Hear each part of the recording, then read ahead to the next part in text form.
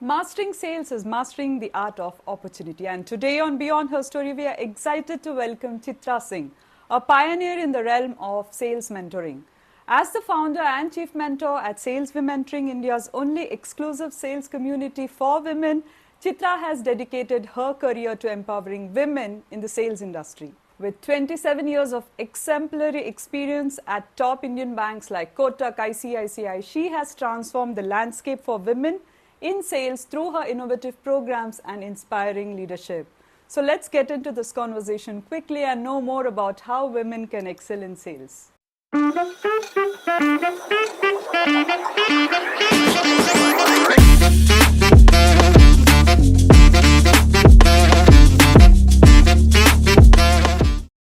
Chitra, welcome to Beyond Her Story on Wonder Woman Wednesday. It's such a pleasure to have you here. Thank you so much for inviting me, Sneha. It's a pleasure to be here too. Very excited about our conversation today. Yeah, and I'm excited too because you're the first woman from sales who is a guest of Beyond Her Story. Nice. So let's start with the questions right away. So you've had more than nearly 3 decades of experience in sales, and now you have the Sales Womentoring, which is for mentoring women in sales. So how did that start, and what inspired you to start Sales Womentoring? Right. So as you said, I've spent 27 years in banking sales, leading teams across some of India's largest banks like ICICI and Kotak, and always found that I was the only woman sales leader in the room. And many times I found myself to be the only woman leader in the room. And recently I joined a WhatsApp community of some of my earlier colleagues. And again, found that I was the only woman in the WhatsApp group. Yeah. So in the 27 years in banking sales, I found that I was the only woman and nothing really changed even after 27 years. So when I decided to quit corporate life and do something meaningful with my life, I realized that I had to be the change I want to see in the sales world. And that's when I founded this community in order to enable and encourage more women to sell with confidence and lead with conviction.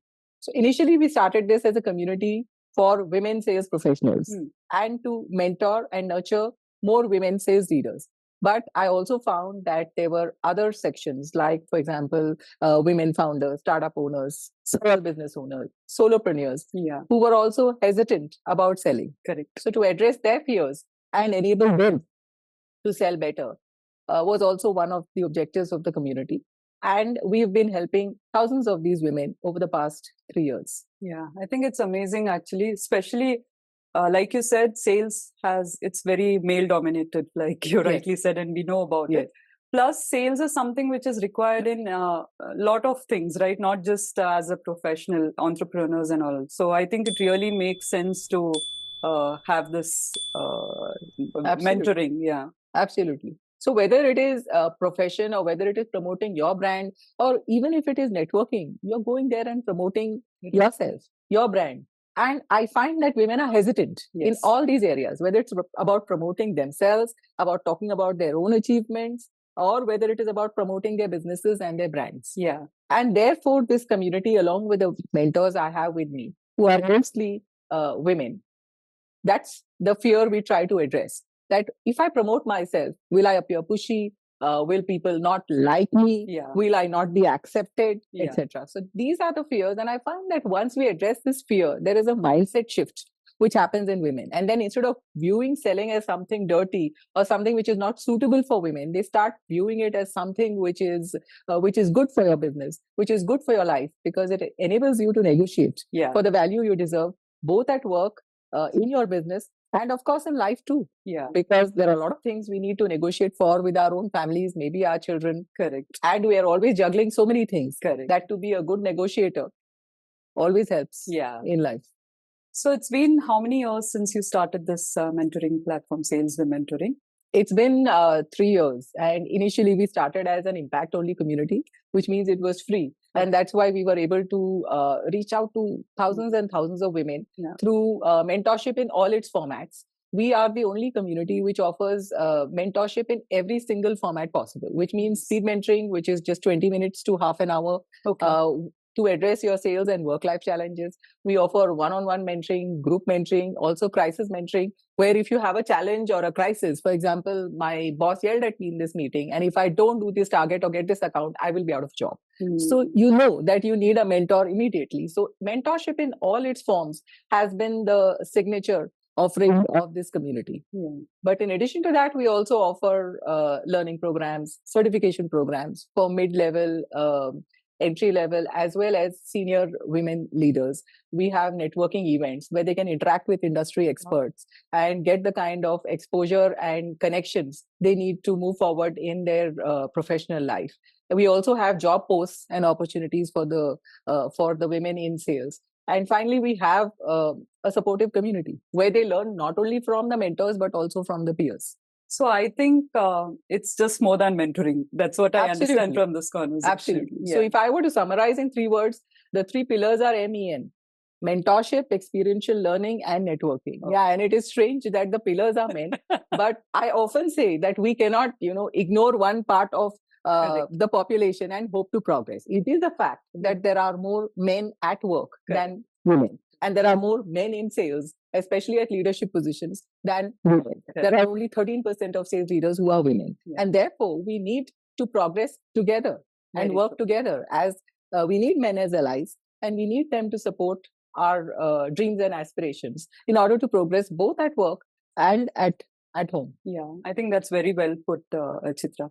And you said it's more than 1,000 women that you have mentored. So any interesting examples that you can share with us? Yes. So there was this one lady who was extremely underconfident and always nervous about speaking up. She became a member. She would talk to me one-on-one quite well. Okay. And I could see that she was articulate, good at English, good communicator. But something happened to her in a group setting. Even if the workshops were virtual, she kind of hesitated to introduce herself. And with a lot of encouragement and mentorship, I often had one-on-one discussions with her. I invited her for a networking event. Okay. And she was wondering whether to come, and said that I am just, a housewife, and I help my husband in the admin and office responsibilities in his business. But I don't do much. Why would people be interested in meeting me? I said, come, and then we will see what happens. And she came there, she introduced herself, and that was her first step on the journey towards becoming more confident. Because people accepted her as she was, no judgments, and they were so interested in her. That was the first motivation or inspiration to continue. And then she went on to educate herself, did a lot of courses in finance. And today she's a financial advisor, advising hundreds of women on their path towards financial freedom, because she herself had gone through this experience where she was not financially free, and therefore she didn't have the choices which are open to us when we are financially independent. And today, now she is helping so many women on their path towards financial freedom and freedom to live the life they want. Wow, that's amazing. That's an amazing story. And the second one is about another lady who was hesitant about selling, who feared selling, and always thought that she could recruit somebody who would magically get in customers. But as a founder, I told her, you need to take charge. You need to change the mindset with which you approach selling. Not one of fear, but one of confidence. And we worked on her fears. We worked on her inherent barriers. And finally, after 4 weeks, she was able to address the customers confidently, because we had worked on her scripts, we had worked on her delivery, and so on. And the next month, you won't believe it, that is immediately after her mentorship, the next month itself, she got 5 customers, 5 leads, out of which she was able to convert 80% into customers. That's high. That is high. And of course, I helped her. So one of the magic offerings of our community is we continue to handhold our mentees. It's not that after 4 sessions, I will let you go, or after 8 sessions, if you need me, I will help you. So there were, in fact, I talked about crisis mentoring. There are often calls to me and the other mentors who say, oh, I have this important meeting with this client, and this is the background. Can you just give me some tips? Or can you just help me? See, even I'm talking, so that's how they call you. And say, I just need it. Meeting is at 12. And they'll call you at 11. But somehow we are able to calm them down, because selling is all about transfer of confidence from the seller to the buyer, so that their belief in your product and you is stronger than their doubts. Correct. And unless you transfer this confidence to the customer, the customer is not going to buy. For that, you have to be confident yourself. So what we do is inspire confidence more than teach selling. Yeah. I think that's really nice. I'm learning a lot, about see, when you say sales, you just think it's selling, right? But there's so much so much more. Yeah. Including the energy Yeah. with which you enter into the conversation. And I keep telling people that when a seller walks into the room, you can make out that that person is a good seller because of the energy and confidence they carry with them. Yeah. So many of us are talented speakers. We speak naturally from our hearts. Many of us are introverts, and that's another myth about selling, that introverts can't sell. But that's not true, because selling is also about observing, about understanding, about reading the signals and cues. Correct. And the emotional signals the customer is sending you, about understanding their body language, how comfortable is the situation. For that, you need to be proud and observe. That's not in this interview. I'm talking, but otherwise. So I'm observing as well. Yes, but otherwise it has to be 60-40. Yeah. 60% of the time you need to listen to your prospect, and 40% only speak. So introverts do make good sellers. For those of you out there, who believe that I'm an introvert, I'm not talkative. Not true, because you need to listen 60% of the time. That's why we have 2 years. Yeah. To listen more. Nicely put, Chitra, and I think there's a lot to learn from you. Thank you. So, Chitra, in your journey of 27 years, what challenges do women face in the sales part of it? One part of it you already brought up, saying it's male dominated. So the gender biases and stereotypical advice given to women that sales is not a suitable profession for you. Some misconceptions that sales involves a lot of traveling, there's a lot of pressure, there are targets, there is after office entertaining, there is a lot of networking and so on. Then there are safety issues because you need to travel. But the most important barrier, I feel, to women succeeding in sales is their own inherent limitations and biases, which make them choose softer professions, which conform with the kind of careers which society expects women to choose. And that's why we make choices, because we want to accommodate the gender norms and expectations, not because we want to chase our ambitions. So considering all this, it's not a profession of choice and not a profession of pride. And that's one of the objectives of SalesWomentoring, that we want to elevate sales and position it as a profession of pride and choice, which helps women not only to find their confidence, but also to be financially independent. Because in sales, you can earn 2x of your salary in terms of commissions. You have opportunities to travel, see the world, new experiences, new people, all of which changes your worldview. And most importantly, in sales, rejection is more than success, because 50 to 60% of your customers are definitely going to say no. In fact, customers typically say no 5 times before they say yes. And that's why you become more resilient. You have the ability to bounce back from failures, and you have the ability to understand that failure is not an indictment or a sentence or a reflection on you. Rather, it's a stepping stone, and it's a learning opportunity which makes you move towards success. So as a person, I think selling changes you inside out. And that's one of the biggest changes women can expect in their lives. I've often found that women are underconfident, and they are hesitant to promote their brands. They are hesitant to promote their companies as business owners. They are hesitant to talk about themselves. Many of them hesitant to go to networking meets, because even networking, they feel that it is manipulative, because I'm going there to ask for something.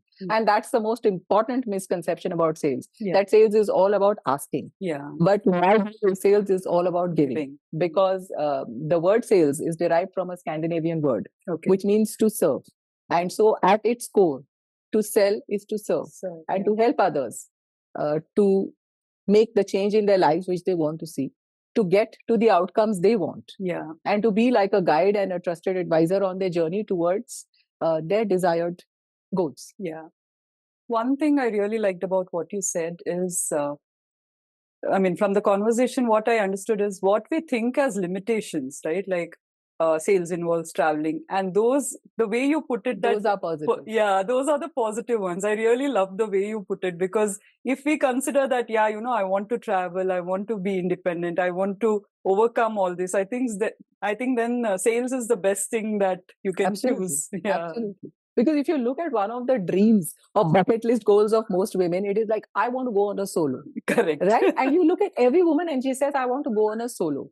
And this opportunity we've got early in our careers. Of course, there are women in IT, and of course, there are women in other roles who do travel for work. Correct. But the fact is that you meet so many new people in sales, different types of customers with different worldviews from across the world, that your own perspective on the world changes.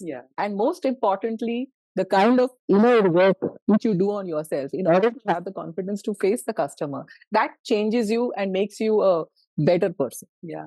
So Chitra, how has the landscape changed for women when they pick sales as a career, and what do you see as a future trend? Right. So the landscape in terms of representation of women, nothing has changed much, which I told you. But we need more and more women and men as allies working in this area to ensure that more women participate in the workforce. And for me, my objective is more women participate in the sales force. So there I would see that, say that at entry level, I'd certainly see a shift. And there are 40-45% of women at entry levels. It is at the mid levels that it falls to half, which becomes 20%. And at senior levels, it's just 13% of sales leaders are women. But this trajectory is followed across women in all functions. It's not only sales. And while the numbers may look a little less for sales, it is a trajectory which is followed by most, because at the age of 30, 50% of women drop out for childcare and other domestic responsibilities. And as you know, we are conditioned by our socio-cultural setup in order to be the primary caregivers. And that's one thing I keep telling women, that leave this SIP syndrome aside and focus on your dreams and aspirations. And SIP, in my view, is superwoman syndrome, imposter syndrome, and primary caregiver syndrome. So if you leave SIP aside and you are SIP, as in you're conscious, you're intentional, you're purposeful about your career choices and following your dreams, then you can surely get the success you deserve. So in that sense, in terms of representation, nothing much has changed. But in terms of dialogue, in terms of awareness, in terms of action on the ground, there are a lot more communities like me, which are helping women to participate in the workforce and to succeed in it. They are generalist communities, so they address women in general. Ours is a exclusively sales community and for women, which talks only about encouraging women to succeed at selling, whether they are business owners, founders, startup owners, or whether they are women in sales. Coming to the second part, technology has really changed the way we sell. And there are a lot of questions on whether AI will replace selling. We will not require sellers anymore. I don't really believe that. While AI will enable us to become better sellers, it will never replace the human connection. That is why you and I are meeting today and talking in person rather than doing this virtually. So that's the first part. The second part is about technology itself enabling. So you'll be surprised to know that sellers spend typically only about 36% of their time actually facing the customer and selling, whereas that is their core job. The remaining is spent in research, sending proposals, in following up, in internal reviews and meetings, in finding information for the customer, in organizing collateral. And a lot of companies do not have the marketing teams which will do the research and the collateral for you. So the seller typically spends one day a week doing that. And therefore, tremendous amount of productive time is lost. And that's where Gen AI can come in handy, whether it's proposals, whether it's research about the industry, trends, competition. So when you go to the seller, you are giving them information which is really insightful and relevant for them. So that can change. Secondly, in terms of the kind of conversations we are having, now you know that there is technology which can help in analyzing your sales conversations, whether you're having them virtually, like we are having a face-to-face, but you could be having this virtually or on the phone. And it can analyze those conversations real time and give you feedback so that you can change your conversation with the seller. And the third part is, of course, interpreting the buyer's emotions, body language, signals, cues, etc., and then sending you information which helps you to tailor, make, and customize your sales conversation. So it's Gen AI and all other forms of AI are going to be game changers in terms of enabling us to become more effective sellers. However, they will not replace sellers, because ultimately sales is about human beings selling to human beings. And we actually get completely overawed by the designations, titles. Oh, I'm meeting the vice president, I'm meeting the CEO. But ultimately, there's a human being. Yeah. Just like I'm talking to you human to human. There is a human being behind that. And sales is all about connecting at a human level. And that's why sales is also about storytelling. And I often tell people that stories sell, facts only tell. So as a seller, you need to be a storyteller also and find stories which connect with the other person. And finally, when you connect emotionally, that's when you don't even need to make the sale. Yeah. They already trust you. Yeah. So in this know, like, trust equation, they've already gone from know to like to trust, and they will buy from you only when they trust you. Wow. Like I said, I think lots to learn from you. I mean, my background has been software engineering. So, it's like coding, delivering and all that. And very few interactions with, of course, customer interactions are there for the requirements. And then finally, when you do the delivery and all that. But selling is not a part of it because, we are at the background doing the software part of it. So our mindset is totally different when we are in that zone. And listening to all these things from you, I'm like, I'm feeling empowered just listening to you, thinking, if you have all these qualities, it's not just sales. How much easier it is. It's not just sales. You can actually excel in every aspect of your life. Yes, so it's really because amazing. Sales is not only about pushing or manipulating or talking or persuading. It is about collaboratively influencing somebody and co-creating a solution which works both for you as well as for the buyer. It is not only about giving them something probably they don't want. It is about helping them go closer towards their success goals. Yeah, I think I wish, more children and students think that, sales is something that they should pick.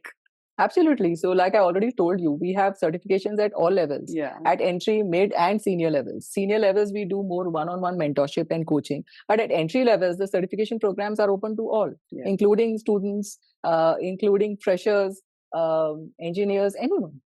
And Chitra, lastly, I think you also have a podcast. So as a podcast host and a speaker, what message do you have to convey to women, empowering them in sales?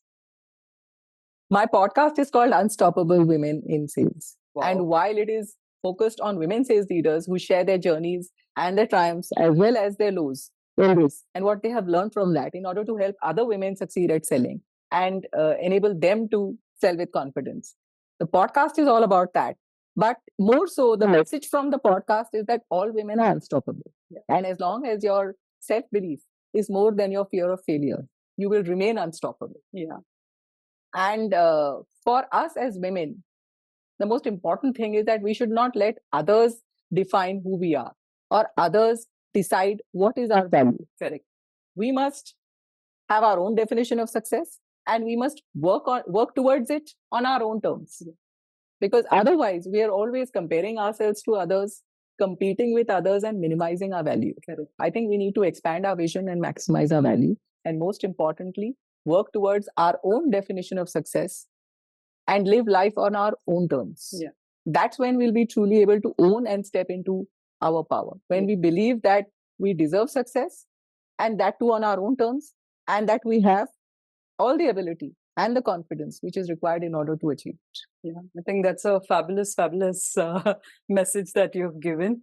And, listening to you, I feel that, everyone in different fields, they should be given training in everything, I think. Like, even if you're a software engineer, take some, like you said, that you do the mentoring and the certification for them. But I don't think it's widely known or people even go for it, right? They'll say, I am a software engineer. Why should I even do it? But I think it's absolutely needed because it definitely helps you grow. That is what I have figured out from this conversation. Absolutely. Because in order to be a confident seller, you need to be a confident human being.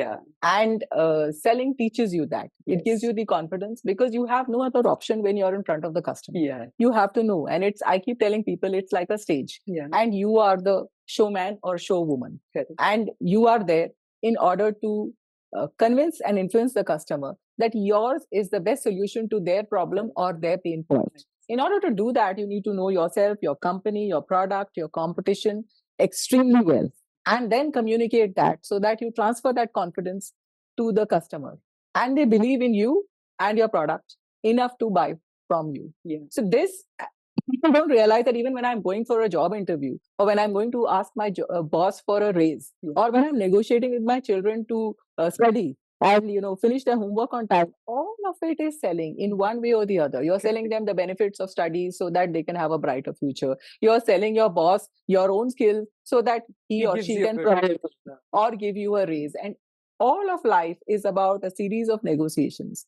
And when women especially learn how to do that, they will negotiate for the value they deserve, both at home and in life. Absolutely.